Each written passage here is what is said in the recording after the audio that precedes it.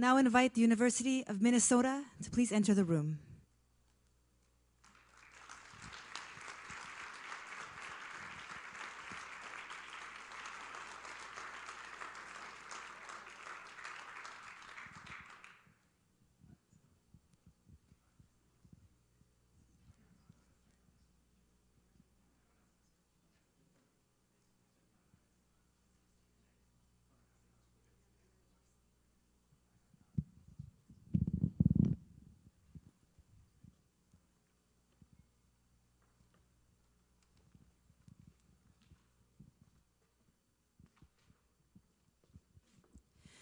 Welcome to the 2014 John Molson MBA International Case Competition.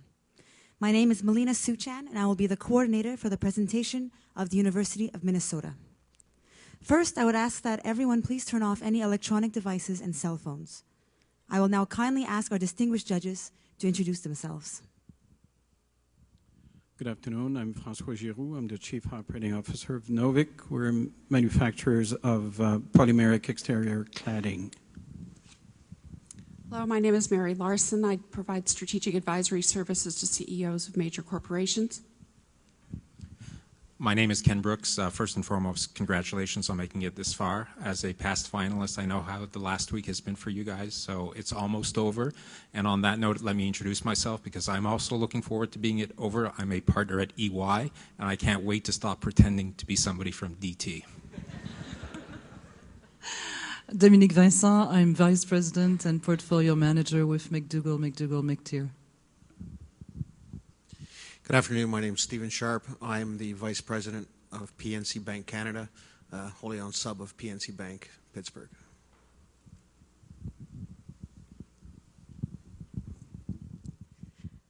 I would like to remind the University of Minnesota that the team will have a maximum of 25 minutes to present its case.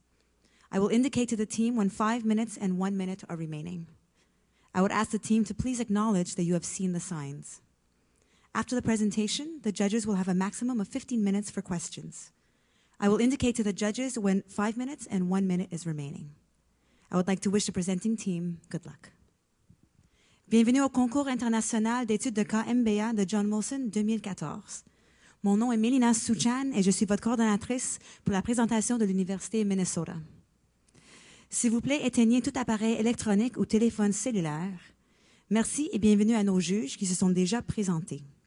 Je veux souligner à l'Université Minnesota que l'équipe a un maximum de 25 minutes pour présenter son analyse. Je vais signaler à l'équipe lorsqu'il restera 5 minutes et encore quand il restera 1 minute. J'aimerais demander à l'équipe de m'indiquer qu'ils ont bien vu le signal. Après la présentation, le panel de juges a un maximum de 15 minutes pour les questions. Je vais signaler au juge lorsqu'il restera 5 minutes et encore à 1 minute. J'aimerais souhaiter bonne chance à l'équipe.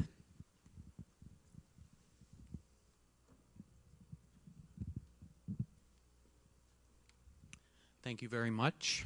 As the proctor stated, we are the team. Sorry.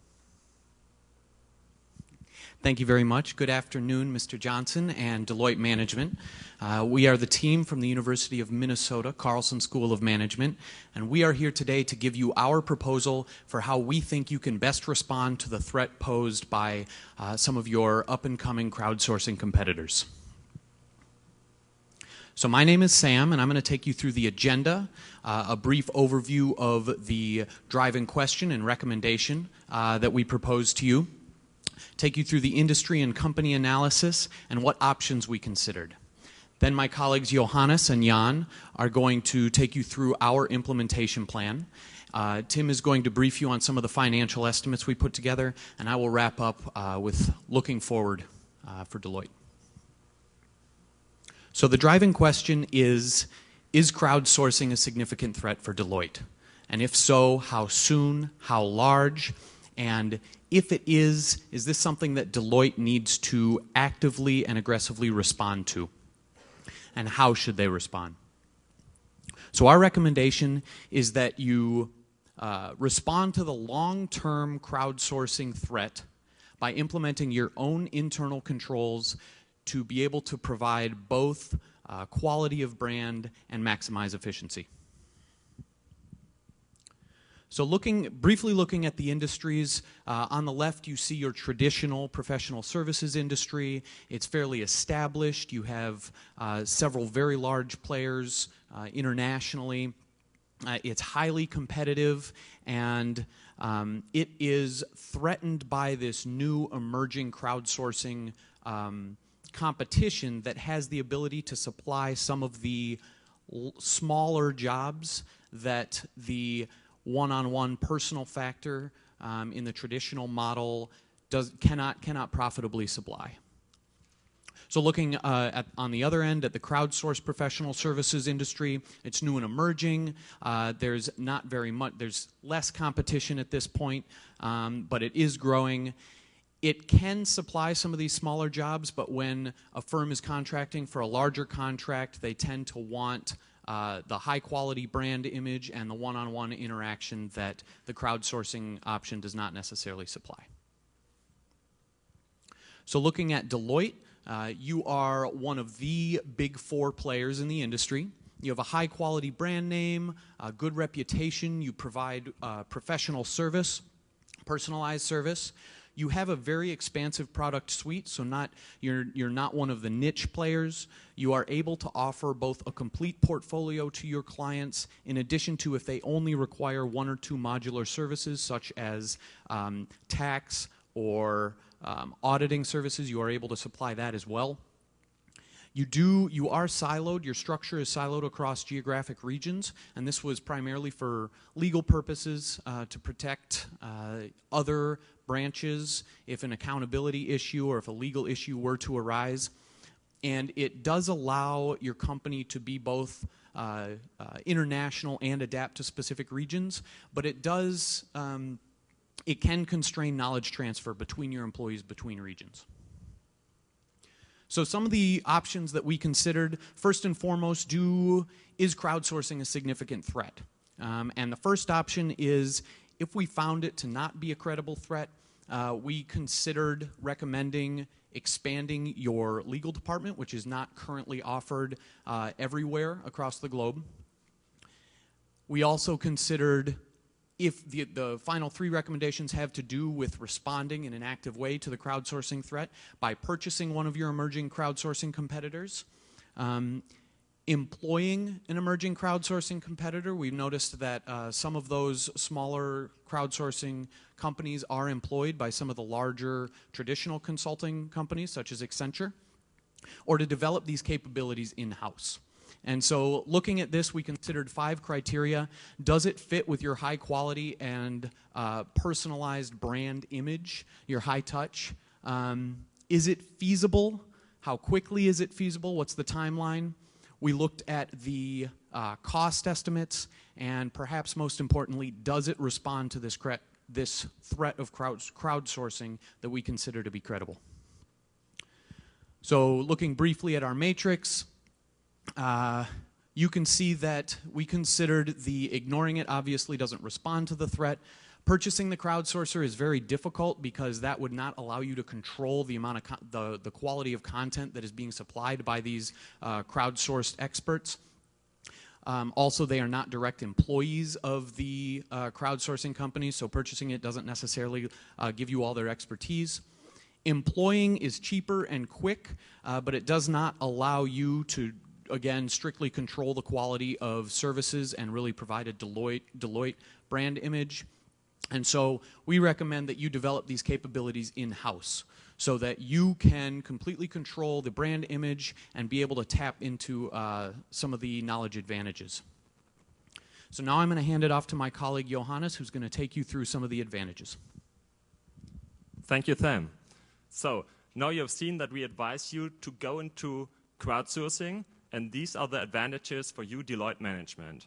So first of all, the complexity of the clients in the world are increasing. The problems are getting more and more complex, and this is why specific knowledge is needed to find a good solution for these problems. And the probability is higher with crowdsourcing to find a good employee who can manage those problems, because with crowdsourcing you can work from all over the world for one problem in a specific country. Furthermore, there is an intense competition in the world, and you will have an advantage by offering faster services. So there is no time gap between getting some new contracts and starting working on these contracts. It is when an Australian company wants to have some advisory job from you done, then you can just start working on it a day afterwards, because people don't have to travel to the local company. The third point is market globalization. So companies are getting more and more global, and this is you also as an advisory company, as a consulting company, should offer professional services which are also international. So just simply think of a company who is operating in Germany and in South Africa, and when you have a job to be done for this company, then as old traditional professional services, you should just have the challenge of travel the people to one local position, for example to South Africa, and work there, and now you can do it at the same time. And on those two companies there isn't even a time difference. They are in the same time zone, and you can just start working, and this is why you are faster than others. Future talents are coming from the emerging markets. Most PhD students are in China at the moment, and this is where you can get your knowledge from in the future. And this is that crowdsourcing allows you to get the smartest minds in the world, which are in the future in the Asian countries, but the big jobs are still in the Europe or in the North American countries. And with crowdsourcing, you can hire those people, and they don't even have to move to work for the big jobs in the US and in Europe. And this is, we advise you to address the threat of crowdsourcing by turning it into an opportunity for your country, for your company. Next, I want to change the perspective and go to the client advantages, which is mainly both speed and value. It's speed, as I told you before, because you will be able to work faster. There's no time gap, and if there are urgent jobs to be done, you can also work 24/7 on these jobs, because when your employees in Australia will end their day, then people from Europe might just start working on the same job, which is possible with crowdsourcing, where they will communicate via internet or telephone. What are the advantages for Deloitte crowdsourcing for clients? And it's the brand name. So you have the big reputation, and for big companies, especially for big companies, it's really important to be audited by one of those big four companies, because these big four companies are associated with high quality. Furthermore, you have a big talent pool of employees, and so you have knowledge all over the world, and you can, with crowd service, better use this knowledge.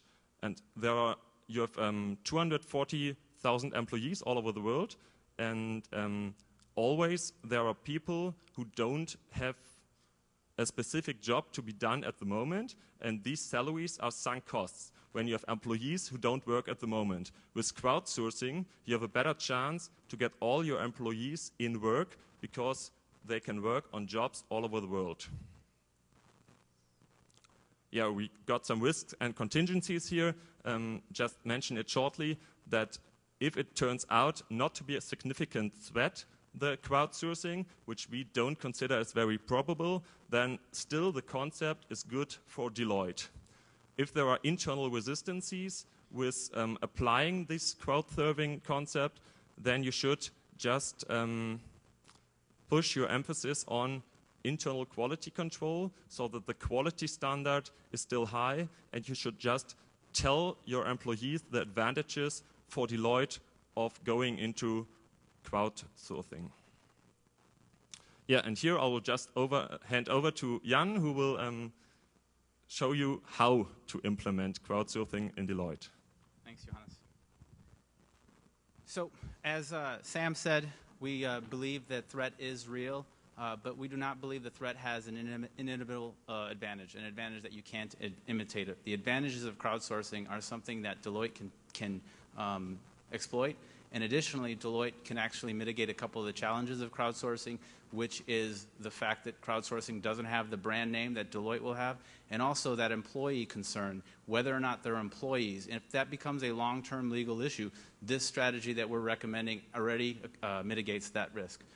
In order to implement this strategy in such a in Deloitte's structure, you're going to have to get all of the multi-firms on board, and you're going to have a strict definition of the strategy. You're going to have to motivate all of the network firms, and then you're going to have to align them to this long-term strategy. The definition of Deloitte sourcing, as we're calling it, is the name brand, the quality, the product of Deloitte is still the same. Each network firm will continue to be an independent network firm, so therefore the liability risk mitigation is unchanged. Each independent network firm will manage the entire process. That's from getting the clients and then final delivery. So we believe that at the client at the facing point, the client doesn't see a difference. In fact, he'll see the advantages of faster products and possibly better products, taking advantage of the whole 240,000 global pool of Deloitte talent, which is a core competence of talent of Deloitte, acquiring talent, developing talent, maintaining talent, and our recommendation is exploiting that strength. In order to motivate each of the network firms, the first thing we realize is this is actually going to reduce the downtime of the employees. All of the employees are salaried. It's a sunk cost. Some of them have downtime. Firms have varying degrees of projects. This exploits those opportunities, and you'll actually have less downtime of employees. You'll increase your revenue per employee. The revenue, I believe, for Deloitte was $162,000 per employee. We believe Bain was at $400,000. Completely different style of companies, so we're not saying that this will get to that kind of number, but even incremental increases in efficiency and revenue per employee will provide organic growth where we didn't even see when we only saw inorganic growth for the future of Deloitte. And then finally, this is going to speed up the process for each of the firms. That means they can do more projects. And at the end of the day, we'd have to motivate each of the firms to make them realize that the threat is real. And Australia has already indicated, as they've lost projects, that the threat is real and needs to be addressed. For aligning, so Deloitte Global, the central organizing entity, will need to have an implementation team. We believe the implementation team should be hired, and what we would do is actually cherry pick some of these crowdsourcing companies and take alumni from them and bring them back to Deloitte and incorporate them into this strategy. We would recommend purchasing a global knowledge management tool. This cloud-based program using technology will connect the entire pool of 240,000 people, and it'll be a 24/7 network of knowledge of Deloitte talent. The inter-network billing. This is how the firms are still going to make money. They will be billing each other, and that's where each firm, when they have excess downtime or excess capacity, will be able to increase their revenue. Any firm that doesn't have excess capacity is already operating at their maximum efficiency, so it's really a plus-plus or a win-win. And then finally, this may provide an opportunity to mitigate some exchange rate fluctuations. However, we'd need to do a little bit more detailed analysis for an actual way of succeeding there. Next. Where to start? We looked at the business functions. We broke out legal, but ideally there are 4 main business functions for you at Deloitte, and then all of the possible forms of crowdsourcing. We recognize, and I'm sure you recognize, they kind of apply to all of them. So, but we feel like the best application will probably be in audit, because that has the least potential for organic growth, which is therefore something that should be mitigated first. And then micro work and macro work really play well towards auditing due to the fact that you can modularize, optimize the process, and therefore crowdsourcing would make audit would be a good opportunity for crowdsourcing. Next slide, please. Where to go? We looked at it from two concepts: growth areas and trust areas. Growth areas is from the perspective of how to respond where you need growth the most. So we would recommend focusing where there's low growth because you want to make that be high growth. And then we believe that crowdsourcing is actually more acceptable to clients that are going to be in high trust countries or high trust cultures. We believe cultural differences will make it less, people will be less receptive to the concept. Yes, the purpose of the face is that it always looks like Deloitte. However, they will probably find out or learn that as you turn around things very quickly, you'll have to be doing it through some form of crowdsourcing. So that's why we're going to recommend focusing in Europe and North America, because the Western nations tend to have better structure, a little bit higher trust cultures, so we'll be more willing to accept that. But it doesn't mean that this would not apply globally for Deloitte. Next slide, please. So as I explained, that would be our directions. And so in the short term, we would focus on the audit and in those high trust countries, Western Europe and North America. In the medium term, we would focus on the other missionary job functions of Deloitte and still in those high trust countries, because we believe the trust of the countries is a little bit more of a difficulty to overcome than it is to incorporate it into the different type of job functions of Deloitte. But in the long term, we believe that this will apply to all business functions of Deloitte Global and apply to all regions in the globe. Next, my colleague Tim will talk about our financial estimates. Thank you very much, Jan. So I'm going to walk briefly through some of our calculations and estimates on the impact both of the projects we recommend and then the impacts on top-line revenues. The first thing I'm going to do is just walk briefly through one of the major determining factors we used in deciding to do this as a make decision instead of a buy decision. We were given some data that identified several key competitors in the crowdsourcing industry today.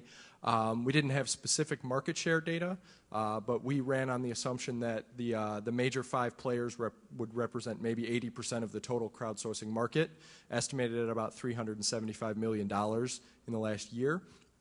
Given those numbers and our estimates and a relatively conservative multiple of 2 times revenue, this is what we estimated these companies would be valued were Deloitte to try to purchase one of them.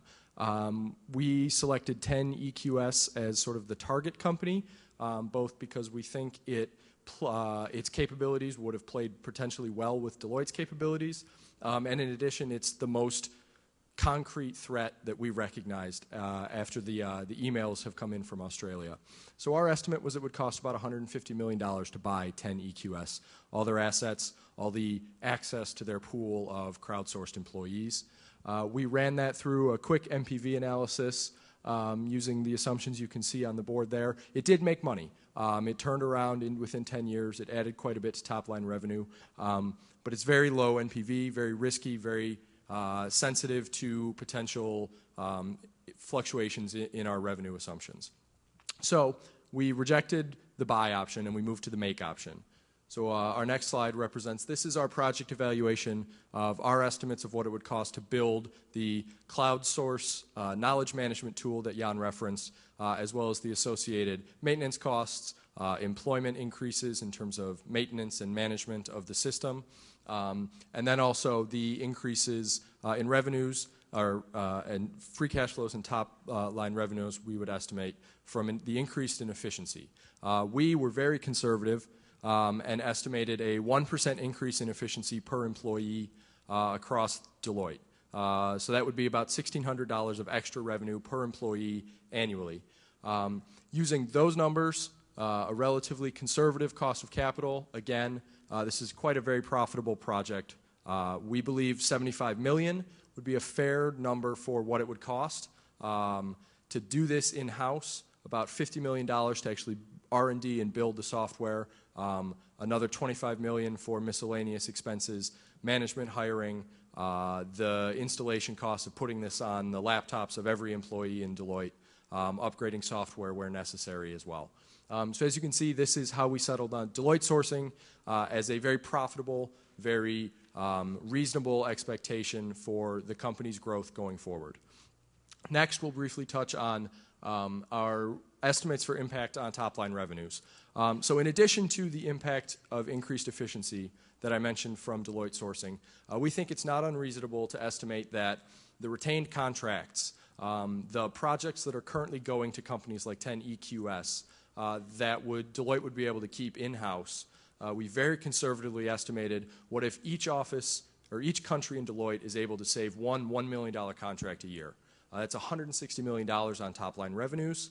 Not a huge impact over a $31.3 billion revenue company, but these little incremental changes in revenues not only defend against the upcoming threat of crowdsourcing, but also do add to the top and bottom line for Deloitte.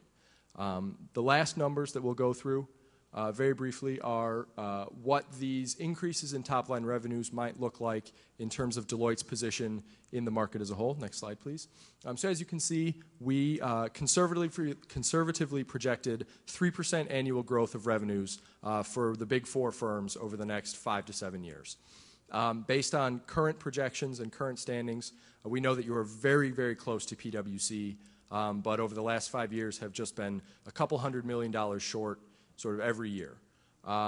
We believe that with the implementation of our Deloitte sourcing plan, again, incremental changes, $200, $300 million to top-line revenue. As you can see, we're projecting Deloitte to actually surpass PwC, helping you achieve the goal of being the #1 firm of the Big Four firms, something that has been a stated goal of the firm for quite some time. So after discussing the financials, I'm going to turn it back to Sam, and he's going to look forward and talk about a couple next steps. Thank you, Tim. So coming back to our driving question, is crowdsourcing in the professional services industry a threat? Yes. We say yes, it is a threat. Is it a threat that Deloitte needs to respond to? Again, yes. And how best to respond? We want to see you leverage your existing and strong brand recognition and known global name, maximize internal efficiency by allowing for this knowledge transfer and more efficient use of employee time to be the first Big Four to source worldwide. And with that, I'd like to open it up for any questions.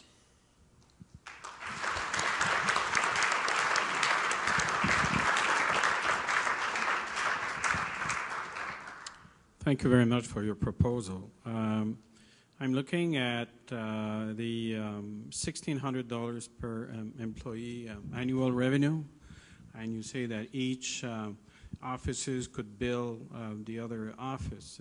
Knowing that we're all about billable hours, and some of our senior people earn about $400 an hour, so how could 4 hours of work make it profitable for $1,600 revenue a year? So our estimates for additional incremental revenue were on the per capita numbers for your employees that were provided. So $162,000 a year is the actual revenue contribution of each Deloitte employee to the $31.3 billion top-line revenue number. So we used, again, an incremental increase in that per capita number, depending on who was being asked to do some of the additional crowdsourcing work. If it was a very senior consulting manager, that their billable hours were a little bit higher than that, the numbers would obviously change a little bit.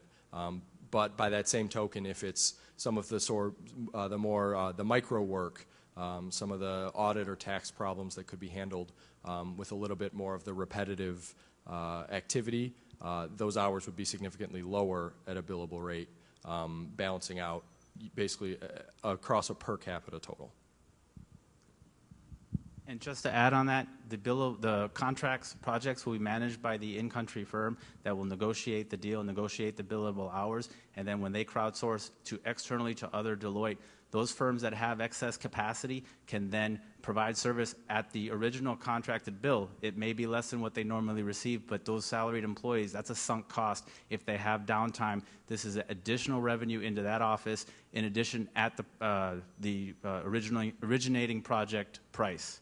So therefore, we believe overall, for the entire network, it would be an incremental 1% average increase. Thank you. I have a question about sort of how you're going to communicate this internal investment in crowdsourcing to your clients, because it's not clear to me that you're going to be, how shall I say, communicating the impact of increased access to resources without telling them that you're doing some crowdsourcing.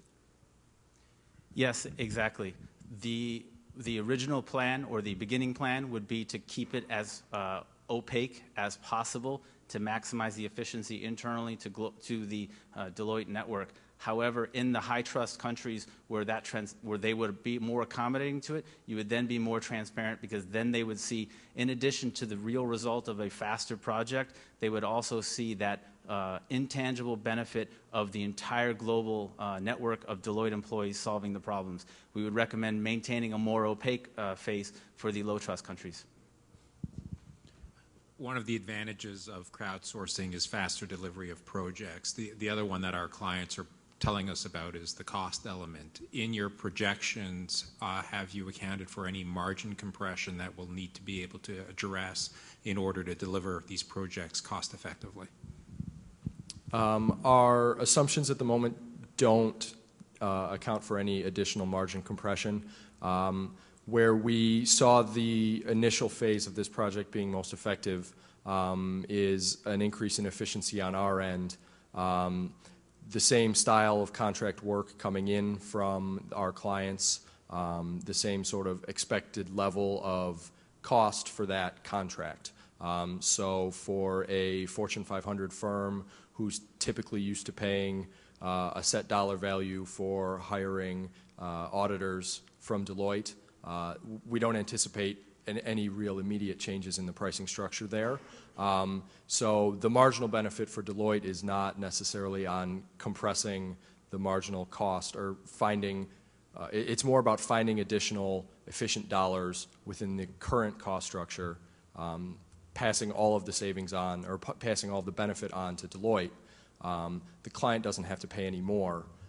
So they're getting the extra benefits of Deloitte services around the world without having to pay an initial premium for it.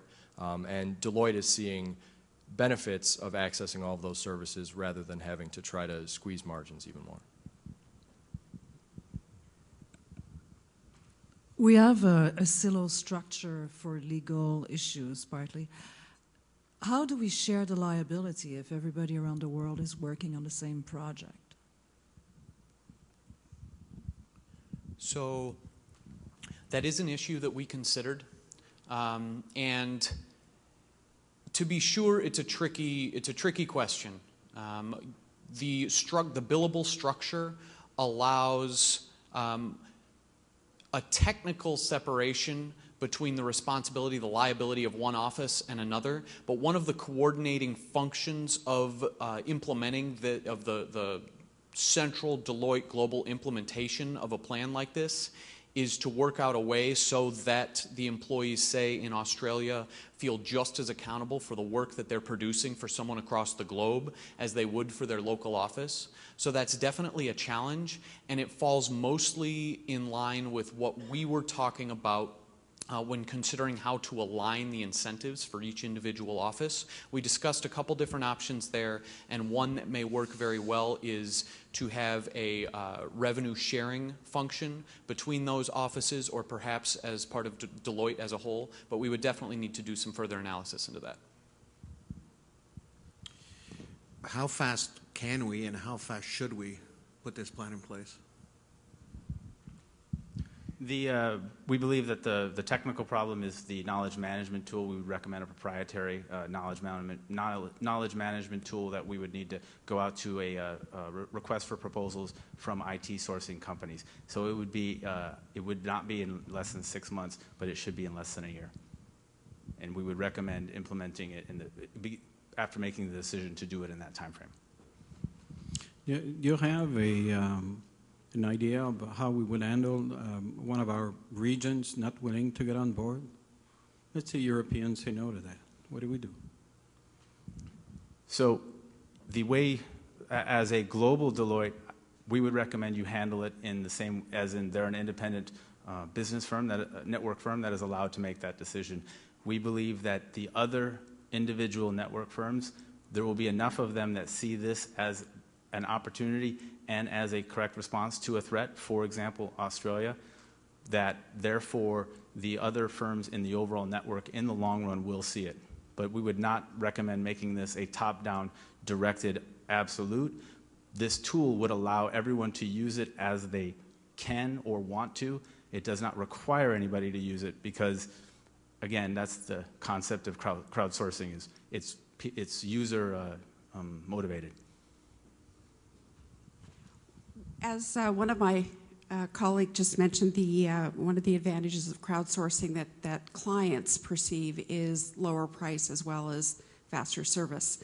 What if one of our competitors, PwC or Ernst, decided to go into crowdsourcing and emphasized price reduction and therefore started a price war?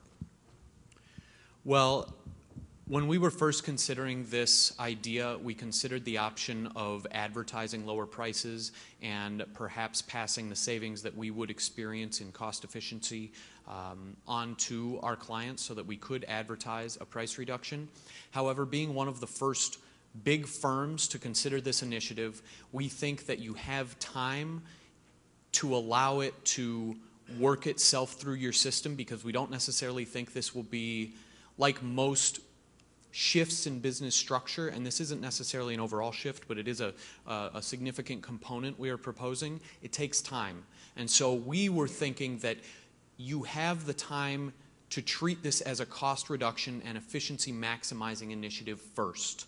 If you do see a competitive response from one of your big fours, you will be the first mover.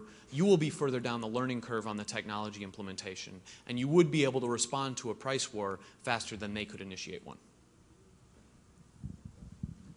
If I recall the forecast that you put up for us, about 3% growth. We've been growing our business in the mid-single digits. Last year was a great year, 8.6%. That in itself is much larger than the entire crowdsourcing existing market today. Is the 3% growth plan just too passive? What else should we be thinking about? So we used 3% annual growth going forward for two reasons. The first reason was everyone has reported 2012 numbers. The data that we were given to analyze also reported a projection for 2013 numbers, and that growth rate overall was projected at around 3.5%. So we wanted to stay a little bit closer to the 2012 to 2013 change as we projected forward, rather than looking backwards necessarily. And the other reason we did that, frankly, is we are a very conservative group of analyzers. We would always like to find a proposal that meets and exceeds expectations on a very low conservative estimate of growth, and then everything is upside. We really would not want to sort of nail the flag to the mast on an 8 or 9% growth, and that's the only way that this project is actually working for Deloitte, only to find out that lower single digits are what's coming down the pike. So those are sort of the two reasons that we use 3%. You suggest opening the program to our clients in, as you mentioned, high-trust countries. Is that it? Doesn't it send a bad image that our guys in Asia or our guys in South America is not as strong as our Canadian and U.S. teams? We believe that's a possibility and a perception concept from the client. However, that's why the benefit of the Deloitte brand and the Deloitte talent acquisition machine, so the ability to acquire talent, develop talent, and maintain talent using the Deloitte name, that will need to be strictly controlled. That will be an additional or more prioritized responsibility of global Deloitte to ensure that that level of quality amongst all Deloitte offices is maintained, to ensure that. However, we also don't consider outsourcing to other regions globally. It's becoming more and more acceptable as we go. So in the long run, we don't see that as actually a large threat. As you know, the devil's in the details. So, who do you think at Deloitte is going to be able to implement, manage, and see that this ongoing keeps working up to the standards and qualities that we expect? Yes, so our analysis of this project evaluation, I briefly touched on it. We think it might, we estimated about $50 million to actually construct the software, and then put another $25 million worth of expense on the upfront side of things. A lot of that was installation. It needs to get on everybody's machines. Everyone needs to get trained on it. But a big portion of that was hiring additional staff whose sole responsibility within the Deloitte organizational chart would be the oversight of this system, the continued maintenance of this system, the necessary upgrades and updates as technology accelerated further and further. So we tried to estimate the cost of hiring the additional people necessary to keep this cloud-based system on the cutting edge of technology for the foreseeable future. One of the things that you mentioned is that audit would be one of the first areas that you'd apply crowdsourcing in, and I'm curious, what are the characteristics of this practice that you feel make it particularly appropriate for using crowdsourcing? The two criteria we looked at were the viability of crowdsourcing, and auditing is also being modularized, the ability to optimize the process, so it is a feasible way to do crowdsourcing. The reason we chose audit was because it is not the source of largest growth in your job functions as Deloitte Global. Therefore, we consider that to be the most necessary area to add an innovative new solution to increase top-line growth. In order to get the benefit from that, the modularization, would you look at outsourcing that work to some of the lower cost countries that may be lower trust in your matrix? We would be outsourcing internally to Deloitte, so therefore the trust within Deloitte, there will be some cultural differences, but the Deloitte brand, the Deloitte training, everything will actually be a barrier, something that will knock down that barrier, and that would be one of the advantages. It would be an issue, but keeping it internal to Deloitte. This is not outsourcing external to Deloitte, so that's how we see this being a benefit. And would our clients know that it was being outsourced within Deloitte to another jurisdiction? That's why we recommend implementing it first in an opaque, even in the more high trust countries, and showing it. You would have to maintain internal controls, making sure it's successful.